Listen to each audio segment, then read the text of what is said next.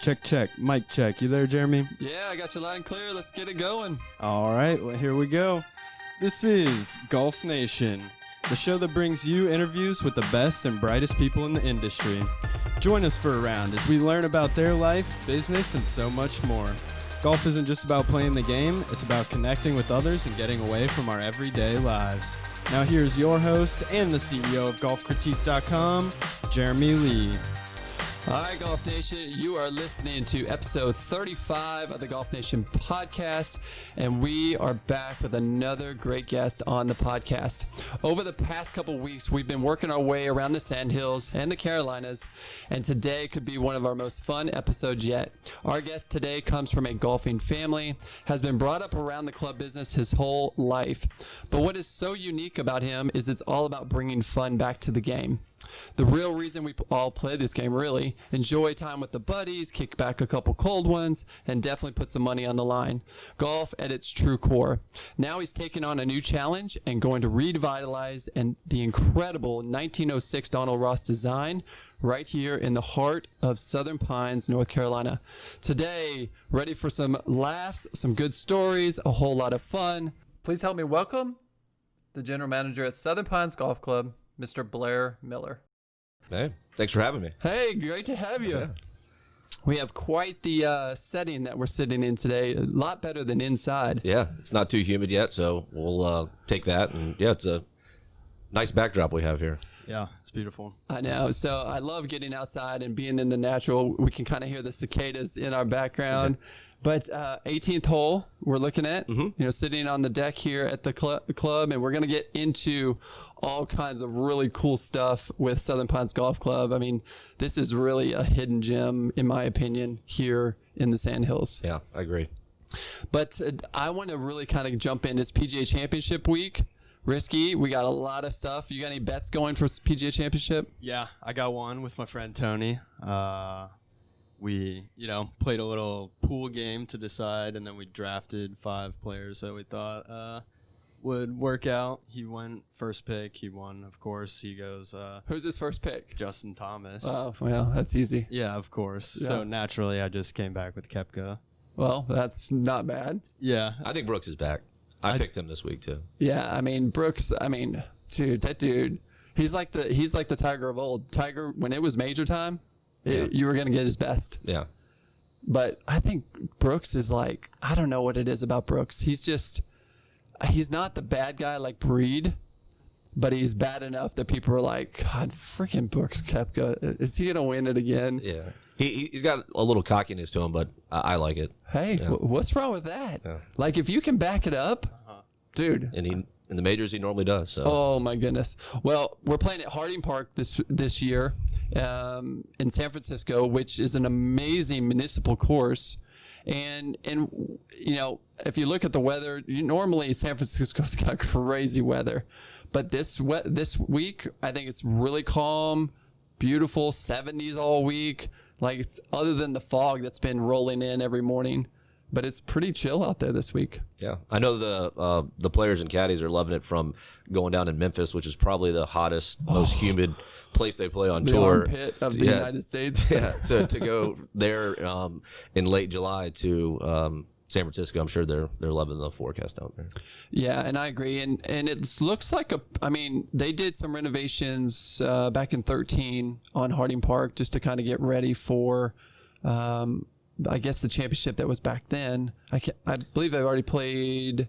I know they used to host a WGC there, I think. Oh, maybe that's what it was. I thought that they did a major at a U.S. Open or something at Harding Park. Maybe I'm a little off, but was it President's Cup? Did they host the President's Cup? Yeah, I don't know. We'll have to get Risky to kind of look that up for us. But Okay, well. Now, I was on Facebook the other day, and I was listening to Michael Breed talk to a guy. I think he was a club pro, going to be playing in the championship. That's the one great thing about the PGA Championships for us club pros.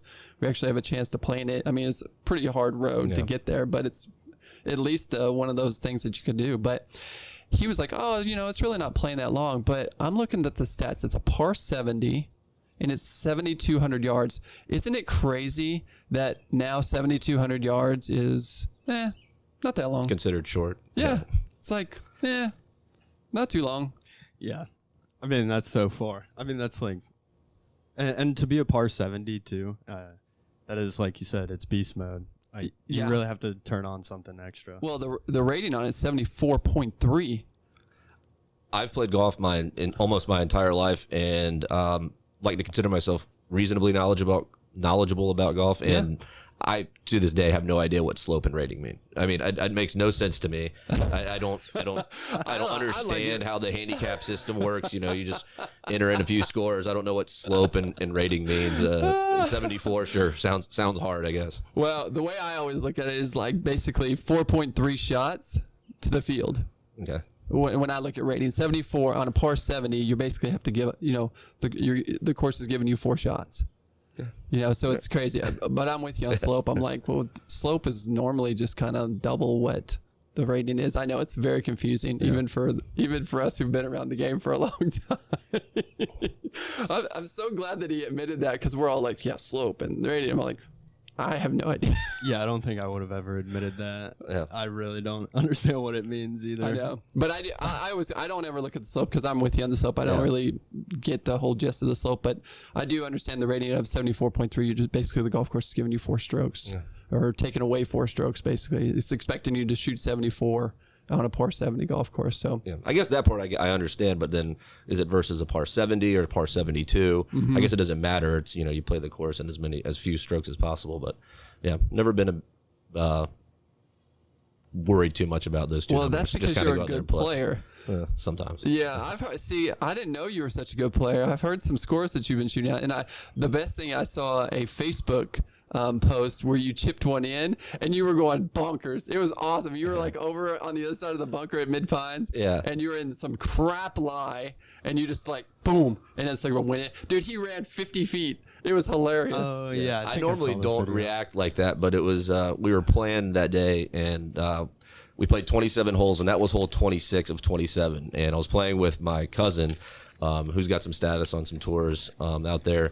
And I saw him, I had this terrible lie, and I saw him pull out his phone. First time he's pulled out his phone all day to video me. And I know he was doing it, one, thinking I was going to skull it over the green or possibly even fall into the bunker. So I know that was the only reason he pulled out the phone, because it hadn't come out all day. And then this terrible lie happens. So I knew he was behind me with it. And then when I chipped it in, I was like, okay, he got that. He got that on camera. That's awesome. Yeah, that was pretty fun. Oh, that was great to see. That was hilarious. Yeah, that's awesome. Going back to TPC Harding Park real quick. They did. There's 3 Charles Schwab Cups there, and a President's Cup. Oh, you were right. Yeah. President's Cup. So Actually, a lot of tournaments, but those are most recent and most notable. Well, and that's something that I love about our game, is like you can actually play the same facilities that the pros play. And especially when they bring it out to like a municipal course where everyday guys can just go in and play. It's not like a high-end private that you still couldn't get on. But to do it at a municipal, I love when the USGA and the PGA started to incorporate this and really take it to that level to where, hey, these are the same courses you can play every single day. Yeah. Now, the top 10 is crazy right now, but, I look at like Adam Scott. Adam Scott is returning, playing really well. Spieth is still looking for a Grand Slam. I don't know what kind of happened to Spieth. Spieth, I don't know if he just had that run. He made all that money, and he was like, do I really need to try this hard? Like, do I really need... I mean, I got plenty of money now. He got like a $100 million contract with Under Armour or something like that. Mm-hmm. I mean, do you think that takes away from that motivation? I don't think so. I think he's on that next level of competitiveness, it seems. So I think he's grinding to try to refine that form that he had. And I don't think he'll stop trying. I don't think money's an issue for him. I think he's trying to be one of the greats. And I like Spieth. I pull for him. I pull for most Americans. So that's kind of how, when I'm watching golf, I root for our guys. And then, obviously I have some international players that I like as well. But I don't think, he got fat and happy, so to speak, with his money and Under Armour money, or winning some tournaments early. I think he wants to get back to that. So, and I think he could. Yeah. No, it's different. It's like where golf can kind of run in stretches like that. You can get really, really good. You're just hot. You just kind of stay in that groove. And then one little thing happens, and I mean, the putter for a long time saved him. Yeah, I think that's what it was. I mean, he made everything for the longest time, and that's not really sustainable, which he's, I guess, maybe finding out. But he'll make some putts. But yeah, for that while when he was winning all those majors, I mean, it seemed like every 15-footer he was making. So. Yeah, he was making. Yeah, and with his length, I don't think if you're not putting, it's going to hurt you a little bit. Yeah, I think he'll be a contender this weekend for sure. You think so? I do. I honestly do. I think he's got the drive and he wants it. So I don't know. They've from what I understand, the PGA they kind of took the Ernie Els approach, and they kind of pinched in those fairways pretty heavily, and they kind of grew up that rough. And I think I saw that a couple times where Ernie was kind of going against what Jack was saying about, hey, you just need to let him bomb it and go as low as you possibly can. But I think that takes out a lot of competitiveness. I mean, you basically got to be a bomber to win on the PGA Tour if they go that direction. Yeah, I mean, Todd has been sort of the exception to the rule this year. Brendan Todd, he's kind of one of the shorter hitters on tours, has been splitting fairways, hitting greens, and putting himself in contention a lot of weeks. But yeah, for the most part, and people seem more interested in Bryson hitting it 400 yards than anything else. But yeah, how about the steroids little scandal going on with that? You think? I mean, I look at that. If you look at Tiger's pictures, just go back and look at Tiger when he first came on tour. Like, I mean, I'm a pretty skinny guy, but he looked like, I mean, he was skinnier than I was. And then look at him now. So, I mean, I know that there's supplements. I know there's definitely things that are going to help you get that protein and get that bulk to you. But Bryson, he was like a 6-month turnaround. The trainer says it was 3 years, but I don't know.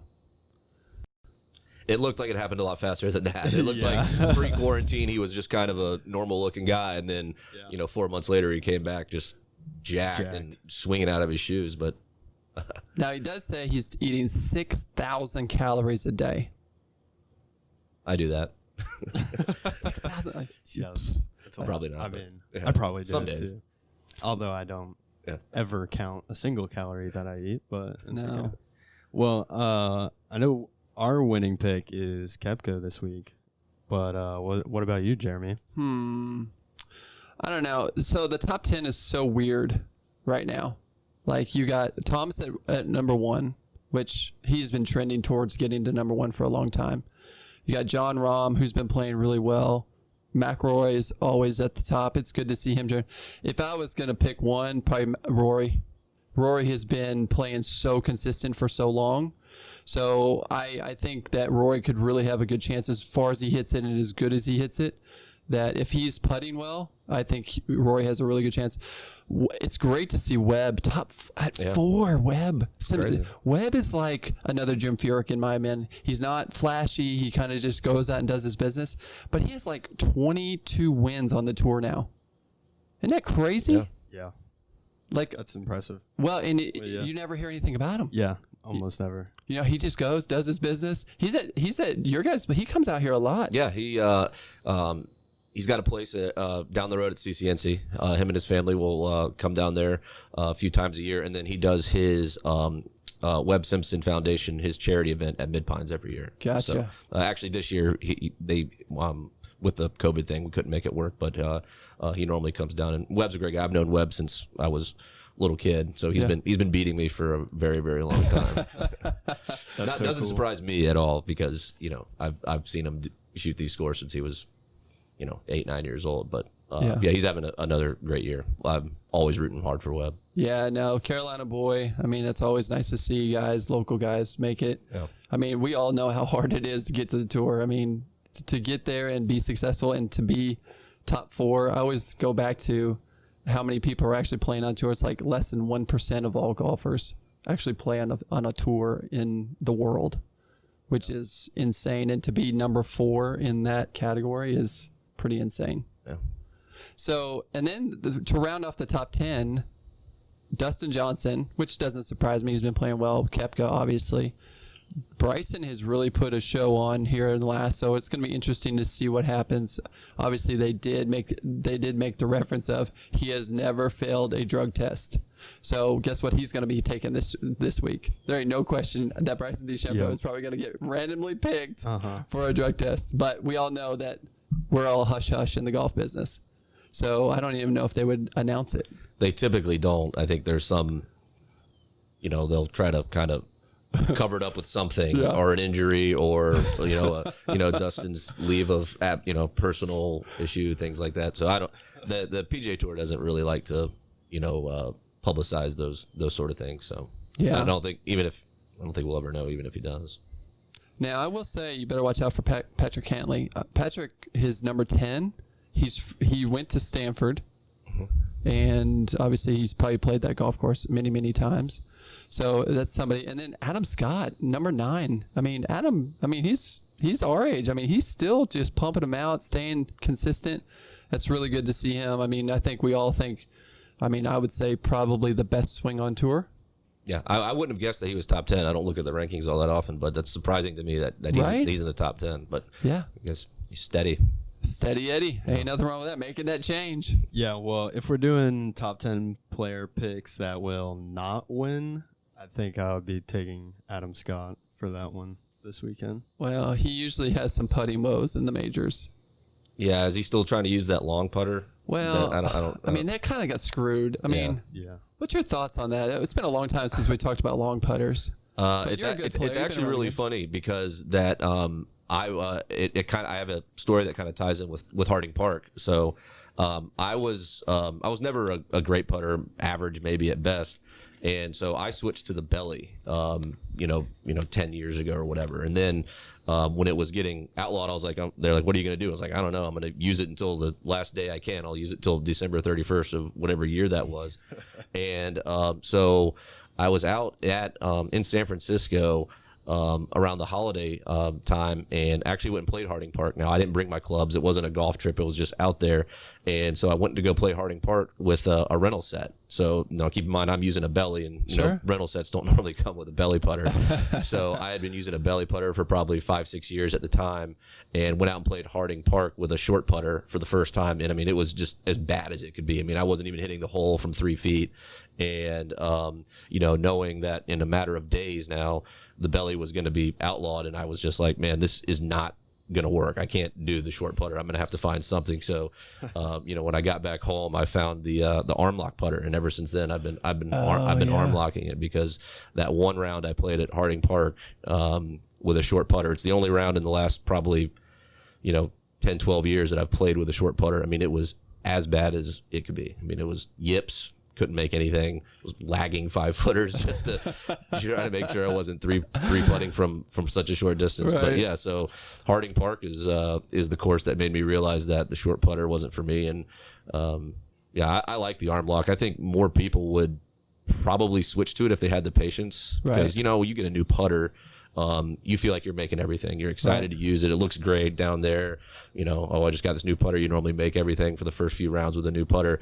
When you try an arm lock, it feels terrible. Your alignment's all off. It's not natural.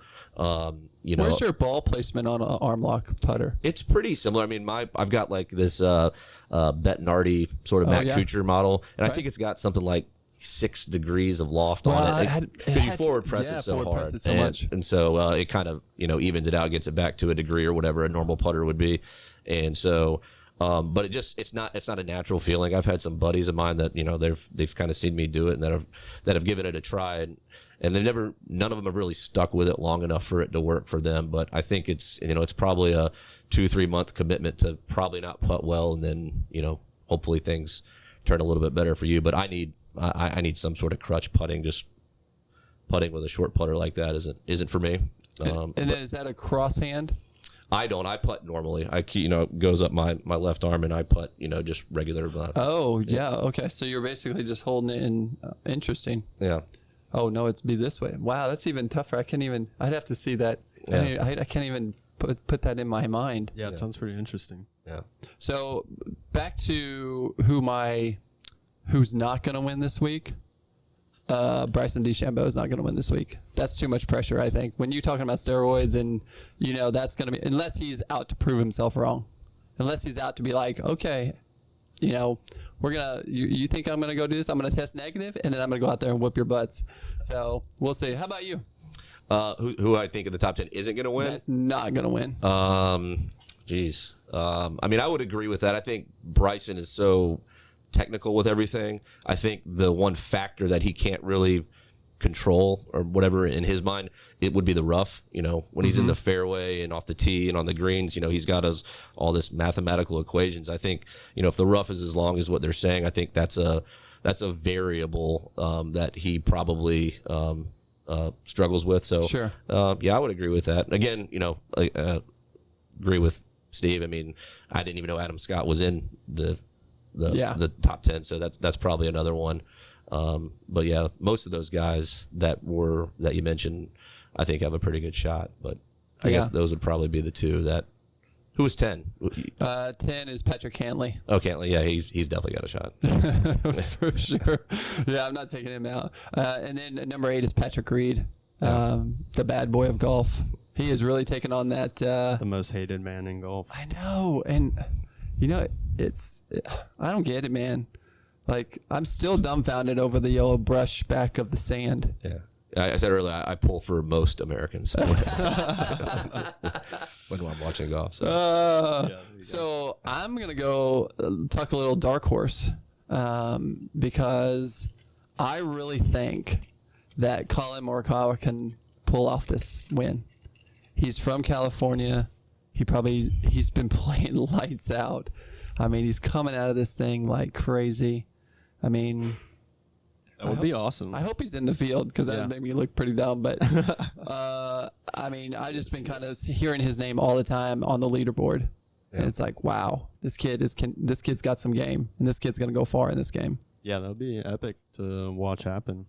Mm-hmm. I'd love to see that. Yeah, he's gonna be good for a long time. So whether or not he wins this week, he had that crazy. It just ended. That's his cut streak. He got his tour card last year, and I think he made his first 22 or 23 cuts. Like nuts. That's to come right out of school, get your card and then just say, hey, first 23 tournaments you sign up for, just cashing a check. I mean, that's impressive. Yeah, I mean, that's how you make it. I mean, if you can stay consistent in your first year or so of just making cut after cut, I mean, you're just banking money, and then that stress gets away because I'm sure the sponsorships have come in, paid him money, and I think professional golf is unlike any other sport. You're not getting these massive contracts to sign with a team. It's basically it's you, and if you play well, you're gonna win. It don't matter what color you are, it don't matter how tall you are, how short you are. If you're going out there and winning, you're gonna get paid. Yeah. Which is, I think, is back in the day they used to talk about how we're so we're not the most diverse. Before Tiger came. Mm-hmm. But at the end of the day, it's about who goes out there and who practices and who plays. I mean, yeah, maybe opportunity has opened up, but I mean, munis and public golf courses. I mean, you think about how many kids have come through those programs that have actually made it. I mean, kids who are making it to the private or making it to the tour are not necessarily private club kids that are growing up around the game. Be interesting to see what the stats are on that. Yeah, I don't know.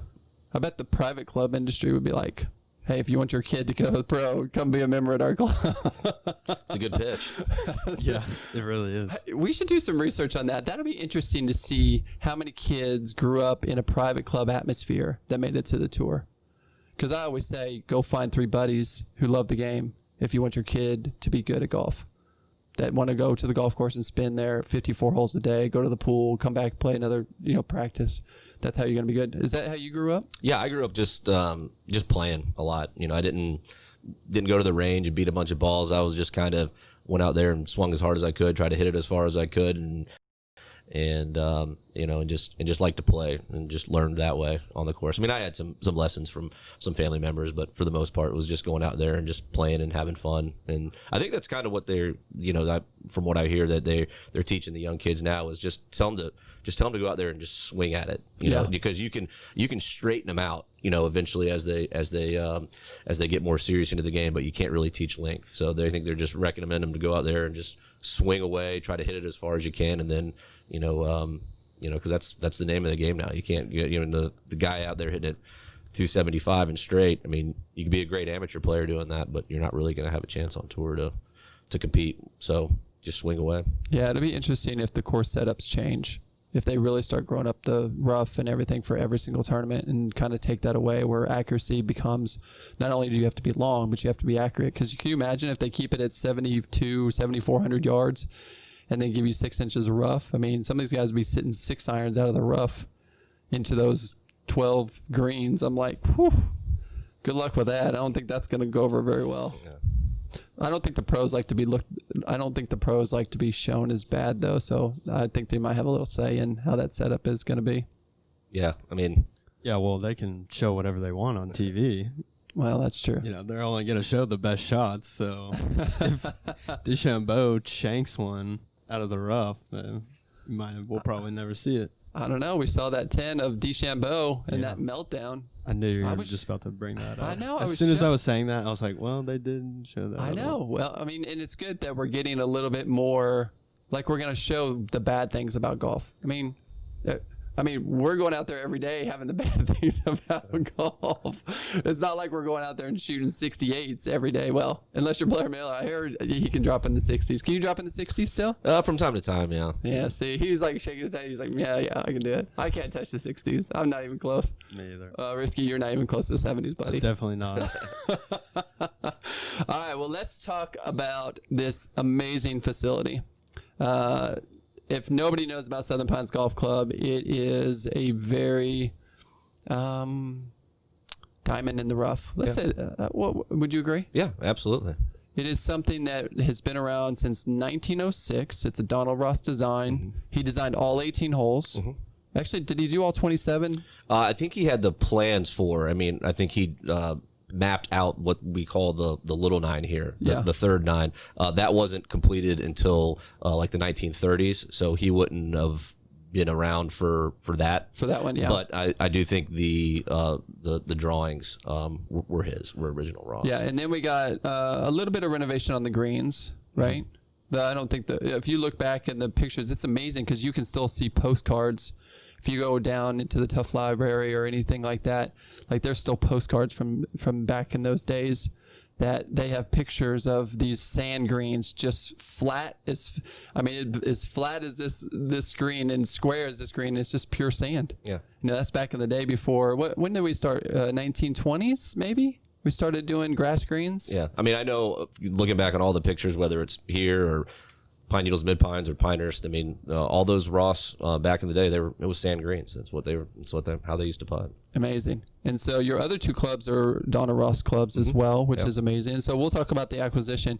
You know, it's funny because I saw some images of, I don't know, it probably had to be 1913, 1914, maybe a little bit later, and it was by the railroad track. So the railroad track runs along the property right there, and that's the whole basis of Southern Pines. Southern Pines was built around the railroad. It's like the flat piece of the property, and that was a whole town of Southern Pines. And then you got the rolling hills kind of outskirts, and so it was an image of some ladies teeing off, which was surprising to me. It was some ladies back in that day. I mean, you wouldn't have thought that. It was interesting, and it was still the exact same, like the exact same design back then was exactly what you see today. And that was what was amazing to me, was it hasn't really changed. Yeah, I mean, of all the, a lot of places claim to be Donald Ross, designs, which they are. But I would, be willing to bet that this one right here has probably been just over the years the most untouched. I mean, it's probably hasn't had a ton of restorations and renovations, work done to the course. I mean, there's some old bunkers out there that are probably like original Ross bunkers. They're not really in play anymore, but you can, you drive by them and you see them. I mean, from a purist standpoint, I mean, as far as Ross goes, this is probably still as close as you're going to find from the original. Yeah, and it's not a super long golf course, 6,500 from the tips. Yeah, I think it's something like 65-ish from the back tees. Yeah, but don't let that fool you, because the rolling hills of this golf course, it definitely plays longer. But what is so unique in my mind about this golf course is the par threes. Yeah. The par threes are by far, I don't know, some of the best set of par threes that I've ever played. They are, yeah. They're great par threes. They're tough. Sort of gives it a little more teeth because the rest of the course, I mean, the par fives are reachable. Some of the par fours are even drivable, or at the very least, a little chip shot up to the green. But the par threes here, you've got to hit good shots. Yeah, you're going to pay. And they're deep too. You playing from the back tees. I mean, yeah. Most of them are 170 to 190. Yeah. They're pretty tough, and so they're really, really great golf course out here. And so let's talk about like the acquisition of Southern Pines. I know you guys have been working on this for quite some time, and July 1 was the acquired. Yeah, we moved over here and started operating on July 1, so that's a little over a month now. But it was it's been a long process, like you said. I mean, in some way, shape, or form, I think we're going after this place for the last 15. We got a little. Hey, we're outside on the golf course. That's where it goes. Glad to see he's working. But no, it's been about a 15-year deal. I mean, from when we first were interested, and then till it finally, we've become close a couple times. Then for whatever reason, the deal has fallen through. But this last time, we were able to make it happen, and so it's been, had our eye on it for quite a while, and we're really excited to finally be over here and operating and hopefully doing some really good things to not only this building that we're in right now, this clubhouse, but also the golf course mainly. Yeah, so let's talk about some of those changes. Let's talk about what people have to look forward to, because not only does it complement Mid Pines and Pine Needles. So when people come and take, packages and sell, come in and do packages with you guys, not only now they get to play 2 Donna Rosses, now you're going to do a full renovation and try to do 3. So let's talk about some of the changes that you feel are going to be vital to your success out here, and what you're kind of the look that you're going for. Yeah, well, it's going to try to keep it. We'll do what we call a restoration, which isn't a renovation. Okay. Kyle Franz, who's done the restorations at Pine Needles and Mid Pines, does a great job of going back, finding old aerial photos, old photos of the course, and really trying to understand what Ross, the shots that he was trying to have you hit, and shaping the course in that way. So that's what we'll try to do here, is not go out there and completely change it, but just really kind of bring it back to where it needs to be. Over time, greens shrink, with the mowing patterns and things like that. So just finding old photos, topography maps, whatever you can find, and really try to understand what Ross was doing and bring that back. So he's great. He did a great job. Kyle did with Pine Needles and Mid Pines, and we're hopefully we can put some plans together with him and get working on that in the next year or so. Yeah, that's really cool. Now, is it going to be? Do you feel like it's going to be a shutdown? Do you feel like it's going to be just kind of a work in progress as we go along? A little bit of both. I mean, there'll be some work that you can do while keeping the course running, maybe some bunker work here and there that you can do while the course is still open. If we convert the greens are still bent grass here. If we convert the greens from bent to Bermuda, then that'll be a shutdown, and that's normally about, I think when we did that to Pine Needles and Mid Pines, it was about a 10-12 week process. Okay. Yeah. So we're thinking about going to the new Bermudas? I think so. Yeah. I mean, in this climate, I mean, these greens are going to be super fast on the new Bermudas. Yeah. I mean, it's tough. The bent greens. I grew up on bent greens. I still really like bent greens, but now the whole area, state really is kind of making that switch to Bermuda, and I've already sort of adapted to it, and I like Bermuda greens now. So, I think it'll be great. It's certainly. Easier to maintain. Sure. And then, no question. With those bent greens, they're great in, April, early May, and October.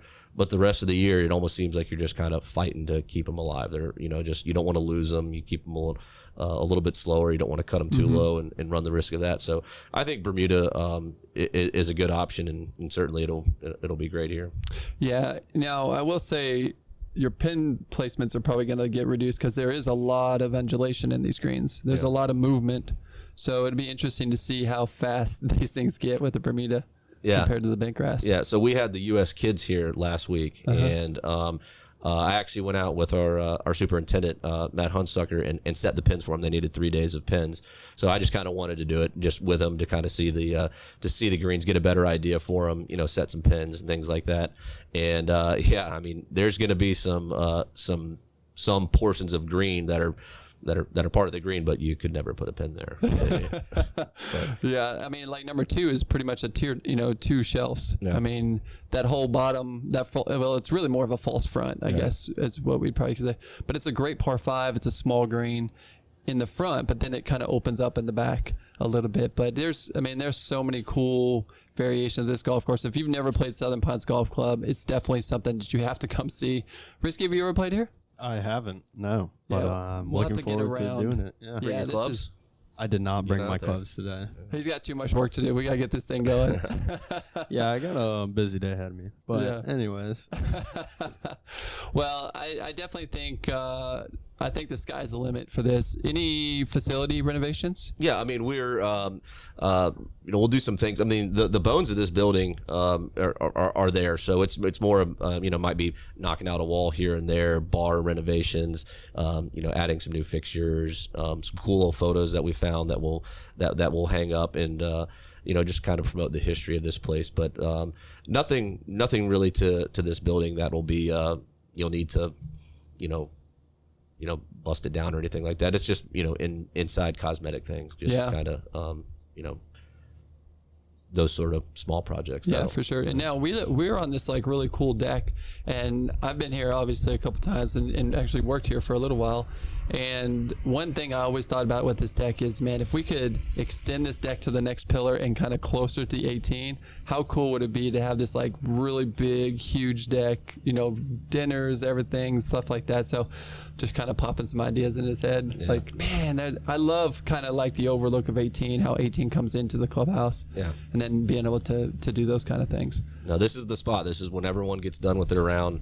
They all come in, get a beer, maybe grab a bite, but this is where they go. They kind of like to come here. It's a great view. Sit back, watch some other groups come up 18. So definitely a cool spot. I would love for it to be, twice the size over there. So maybe that's something we can do. Yeah, see? Well, we'll there work you it. go. We'll work it. Well, let's talk about fun, because you're a fun guy. I've seen some of your videos that you've done. I've heard great stories. I mean, obviously this is the first time that we've met in person, but I think just all the stories that I hear, you're all about bringing fun back to the game. And I think this golf course it kind of ties into that, because this has never been that stuffy country club type of club.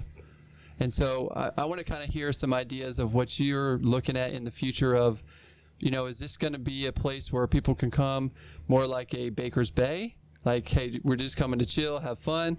Or do you want to still kind of keep, the Donald Ross tradition? What's your ideas moving forward with Southern Pines? Definitely a more laid back feel here, and that's something that we want golf to be fun. Yep. And one of the things that we've done that everyone has really seemed to love at Pine Needles Mid Pines is getting the fin scooters, the motorcycle things. I love those things. Yeah. And we initially just got 4 of them and thought people might think that's cool. Then we doubled it to 8. Now I think we're up to 16. We ordered 4 more for out here. I mean, those things are in high demand, and that's just one of the things that you see it kind of going by, a guy on a golf cart motorcycle. Sure. And they're like, I want to do that, and it's fun. And it was great during the social distancing part of this, because it was people wanted separate carts or what all this, so they wanted the bikes, and that was a part of it. But it's also just fun, and we like that. We encourage people to take those, if they want to come out with a Bluetooth speaker and listen to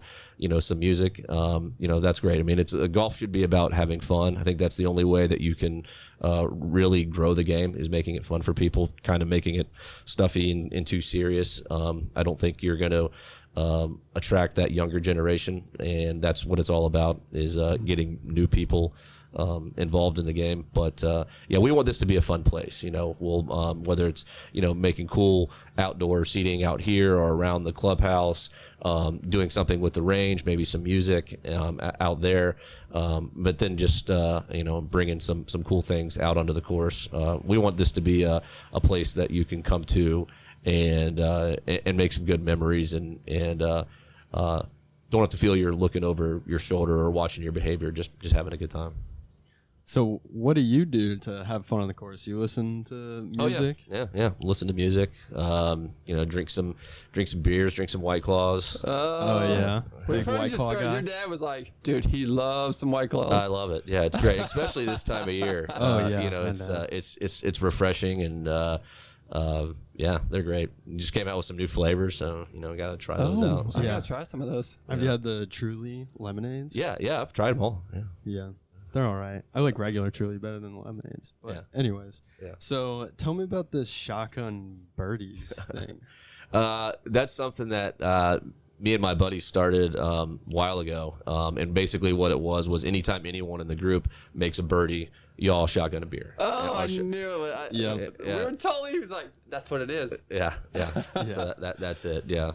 It's a shotgun a beer, which is now turned into, White Claw. We'll shotgun those too. Well, anything that's in a can, you can shotgun. Right. So. It's a little bit easier to get them down, but you get a whole lot tipsier by the time the end of the round comes. Yeah. So, you can, if you play well, you might have a few. So I assume there's a little money on the line with this as well. Yeah, there's got to be. Yeah, because you're like trying to get your competitor. Yeah. Well, the great thing about the shotgun birdie thing is even if your competitor, makes a birdie and you lose the hole, right? You at least get to shotgun a beer out of it. So it's kind of a win, even though you lost. So. Risky, you would be so hammered because you're not my making any only birdies. thing is, okay. Screw you, first of all, for that.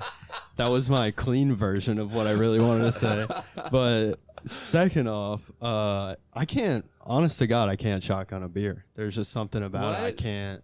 I can't open my throat like that and like shotgun a beer. So that would be my I saw a guy on there. YouTube shotgun a pitcher of beer. We just chugged a pitcher.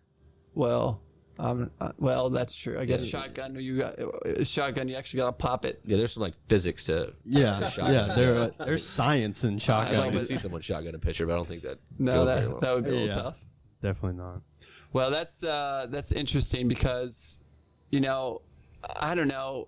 I hope that golf hasn't got too stuff in, and I love that golf is booming. Yeah. We talk about this for the last couple of weeks. That man, you never like to say good things happen from COVID, but I got to be honest, golf probably needs to be thanking COVID because we have just been pretty much the only sport that you can do. Yeah, I mean, it was one of those things where, the governor or whoever was, talking about things you can do. It was get outside, go to parks. I mean, they didn't directly encourage you to go play golf, but that was one of the things that you could do.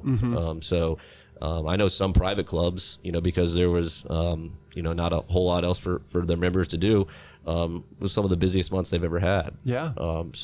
We're a little different, because the hotel side of it really struggled. The travel was obviously, restricted and that part of it wasn't great. But the golf side of it, you're right. I mean, people were playing probably more than ever during it all. Yeah, for sure. And I mean, it's great to see new people come into the game. I mean, you talk about young people. I think, with the Bluetooth speakers, and golf can be a lonely game, especially if you're coming by yourself, you're getting to know people, before you go. And so having a little bit of music, not making it boring, getting out, having a good time, grabbing a couple cold ones, just getting out for an afternoon.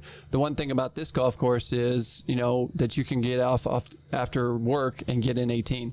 It's a quick round usually. I'd say the pace of play here is probably the best in town. I mean, you can get around this golf course pretty fast. Yeah, it's a great course for pace, whether you're walking or riding. Great walking course. I mean, what I consider a great walking course is when the green's right there and the tee's right there. You don't have long treks in between holes, and for the most part here, it's just green tee, green tee, green tee, and so. It's a great walk and a great ride. And I would say the average pace here is well under 4 hours. So that's what you want. Yeah, too. And I think back when I was here, we had like a little short, like a little quick five. So you play 1, 2, 3, and then you could play, or it's actually 6. 1, 2, 3, 16, 17, 18. Yeah. So that's a nice little 6 if you want to just kind of come out. And obviously, I mean, people are making the turn. You got to watch out for that. But I mean, I think that those kind of things and those kind of opportunities present a lot broader audience because, family people or anything like that just don't have the time to get in 4 4.5 hours or 5 hours like they used to. I mean, it's nice to have little options like that. You guys thinking about doing anything like that? Well, there's lots of little loops that you could do here. You could do 1 through 3, jump over to 16. You could play 1 through 5, jump over to 9 or 10. So there's a lot of those little things that you can do. There is a little, back in the day, there actually was, if you played the first 4 holes, if you played hole 4, where hole 4 goes to up the hill, the little par 4 up the hill, there used to be a par 3 in between the 4th green going down to the 15th tee. There's trees and everything, it's not there, so you could do that. And so basically that would be then jumping over to 15, that's a 9 holes, so that's a little 9-hole loop. And so that's something that we're thinking about maybe bringing that back, just adding an extra par 3 in there, to where if you wanted to have what you call a little loop 9 or an inner 9, you could maybe do that. So that's something that I just learned about recently. I didn't know that was even there. But that would be something very, very new that I think would be pretty cool. And if we're able to do that, that'd be interesting. Little hidden 19th hole out there in the middle of the course. Yeah, see, I like that kind of stuff, because that's what brings uniqueness. That's what brings kind of a lure of, hey, this is what it used to be. Come play that inner 9, or stuff like that. That's pretty neat. Yeah. Well, we're talking about golfcritique.com. Golfcritique.com obviously is the sponsor for the show, and really becoming the best new search engine in golf. And so if you want to book rounds on golfcritique.com, you can do that now as a free member, which is pretty incredible. So you can literally go search your golf course in your area, click on book now. It'll take you directly to the course's booking engine, and you will be able to book full paying rounds at any public or semi-private course that is currently connected to the site. And so we're working hard to get all of those connected all across the United States, all across of Canada. So that's really an exciting new addition to golfcritique.com.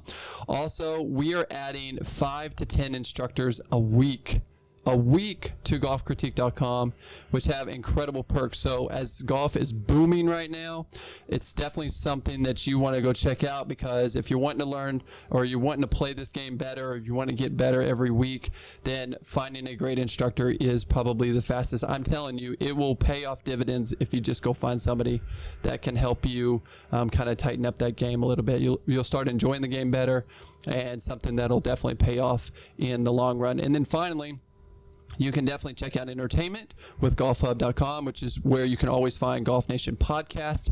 And then also you can find great travel trips here to the Sandhills, all kinds of different places, like Oceanians out in Myrtle Beach. Oceanians can do 90 golf courses in Myrtle Beach, or I think it's 70 golf courses in Myrtle Beach now. So these are all kind of great places, and this is all brought to you by golfcritique.com.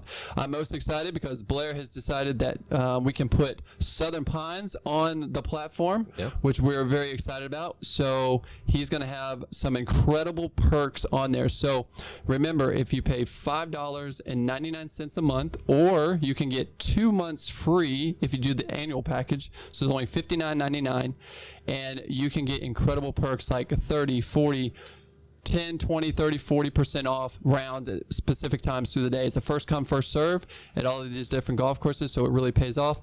And then we also have some really cool member experiences with Brian Urlacher that we choose. That's really cool. He's one of our ambassadors. Go play with a Hall of Fame linebacker and a great golfer. He's a 4 handicap. Is he? Yeah, he can play. And so he's really excited about coming to your 2 other golf courses, because don't forget, if you just review after playing, or if you even book a round on golfcritique.com, that you get entered into a $25,000 giveaway and a trip to Pinehurst, North Carolina, where we're going to be hanging out at Mid Pines, Pine Needles. But 6 people are going to be brought to them with their guests to hang out. It's pretty cool. Yeah. So it'll be a lot of fun. So, at the end of the day, Southern Pines Golf Club is why we're here. An incredible facility that I think is going to be, I can't wait to see after you get it all finished. and cart pass, everything pretty much full renovation. Back to the sand. You guys gonna go sand on that too? Where you can, I mean, we prefer the sand cart path. Just gives it that more natural look. Now, when you've got severe slopes and it's constantly gonna wash out, and then you might have to pave some of those areas. But yeah, I mean, the cart path needs some work, and we'll certainly get to that. But you know what you always hear people say about this course is that the bones are there, and they really are. It just needs a little TLC, on some areas that may not be in play or just off where they be in play. I mean, I think, having played it a couple of times in the last month, the tees, fairways, and greens are even right now really good. Sure. It's just when you get off to those surrounding areas, it just needs a little bit of love. There's some probably some. Maybe not taking out trees, but maybe some de-limbing, and just sort of cleaning up some of the areas around some waste areas, and just giving it a little bit of a fine tooth comb there, and that's something that we'll be able to do, and we'll be excited, and it'll be fun to see it, from where it is, today, and hopefully in a year or so from now. Where it will be, and excited to watch that transformation. Yeah, for sure. And when you play this golf course, there's only one, maybe two holes that you can see houses from. Yeah, I think the fourth hole and the right off the tee on the fifth. That's really the only holes where you see any houses. So I mean, it's kind of like you say. That's probably why people like to refer to it as a hidden gem, because you kind of get out there and you forget you're just right in the middle of downtown Southern Pines, and it's a pretty cool spot. Yeah, excellent. And don't forget, you can find them on golfcritique.com. We're going to have perks up at the end of today. And so make sure that you go out, you definitely hit them up for a round and check out any perks that they have. So, Risky? Yeah, I mean, I think that pretty much wraps it up for today. Man, That's what a all we great got. day. Yeah. Well, Golf Nation, make sure you check out the show on Golf Hub. If you're not watching it watching it there right now, you definitely should be. You can also find us on iTunes, Spotify, YouTube, and Instagram as @GolfNationPodcast, and Facebook and Twitter as @GolfNationPod. If you have any comments, suggestions, or questions for the show, or Jeremy or myself, send us a DM on social media or send me an email at info@golfcritique.com, and it'll go straight to me. That's all I have for him, Jay. Sweet, man. Well, Blair, man, I can't thank you enough. Really enjoyed the conversation today. Thank you so much for sticking out with us. A little sticky out here, but man, such a beautiful golf course, and I'm so excited to see what you guys are going to do with it. Yeah, no, thanks for having me. It was a lot of fun.